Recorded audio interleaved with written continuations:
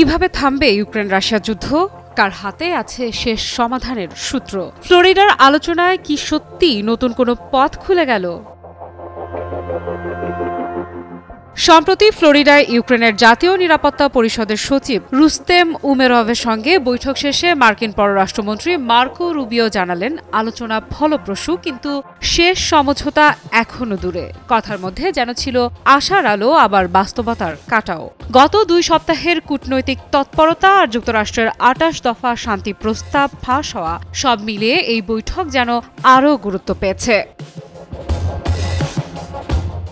বৈঠকে ছিলেন Jared Kushner ও বিশেষ প্রতিনিধি স্টিভ উইটকফ, যার মস্কো সফর নির্ধারিত আগামী সপ্তাহে। রুবিও স্পষ্ট করলেন, চিন্তা শুধু যুদ্ধ থামানো নিয়ে নয়, দীর্ঘমেয়াদে ইউক্রেনকে কিভাবে সমৃদ্ধ রাখা যায় সেটাই আসল। আলোচনায় যে তারা এগোচ্ছে তার ইঙ্গিত ছিল তার কণ্ঠে।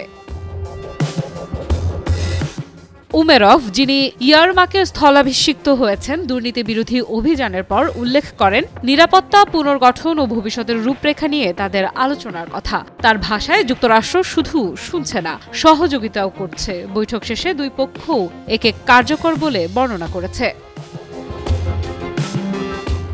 এদিকে ওয়াশিংটন থেকে এয়ারফোর্স ওয়ানে প্রেসিডেন্ট ট্রাম্প সাংবাদিকদের বলেন, আলোচনা ভালো চলছে এবং শান্তি চুক্তির সম্ভাবনা উজ্জ্বল। সংশোধিত পরিকল্পনা নিয়ে পুতিনের সঙ্গে সম্ভাব্য বৈঠক, উইটকফের মস্কো যাত্রা, সবই যেন দ্রুত অগ্রগতির ইঙ্গিত দেয়।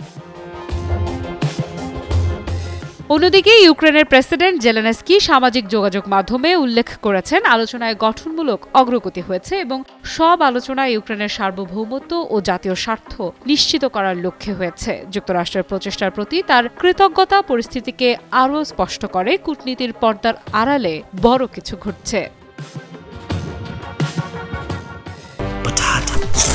বাছাই করা আলু আর স্পাইসি সিজনিং এ প্রাণ পোটাটা চিপস নাকি বিস্কিট খেয়ে বোঝে নাও। এই মুহূর্তে 2 দেশের এই ঘনিষ্ঠ যোগাযোগ যুদ্ধের ক্লান্ত পটভূমিতে এক নতুন সম্ভাবনার দরজা খুলে দিয়েছে। ফল আসবে কিনা তা এখনো অনিশ্চিত, তবুও শান্তির পথে এগিয়ে যাওয়ার এই সামান্য অগ্রগতি বর্তমানের সবচেয়ে বড় খবর। আফরিদা ইফরাত, নিউজ 24।